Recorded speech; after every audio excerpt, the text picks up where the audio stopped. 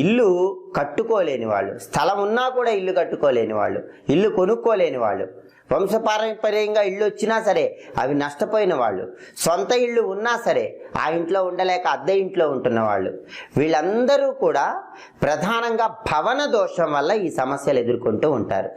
మరి ఈ భవన దోషం పోవాలంటే ఏం చేయాలంటే పరిహార శాస్త్రంలో ఒక అద్భుతమైన పరిహారం చెప్పారు. ఆ పరిహారం ఏంటంటే కందిపప్పు, మినప్పప్పు, పెసరపప్పు మర ఆడించి పిండిలాగా చేసుకున్నాక ఆ 3 పిండ్లు కలపాలి.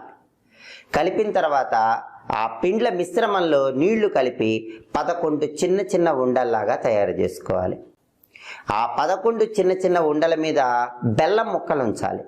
అలా బెల్లం ముక్కలు ఉంచిన తర్వాత ఆ 11 చిన్న చిన్న ఉండలు బుధవారం పూట గోవుకి ఆహారంగా తినిపించాలి. ఇలా చేస్తే భవన దోషం అనేది తొలగిపోతుంది.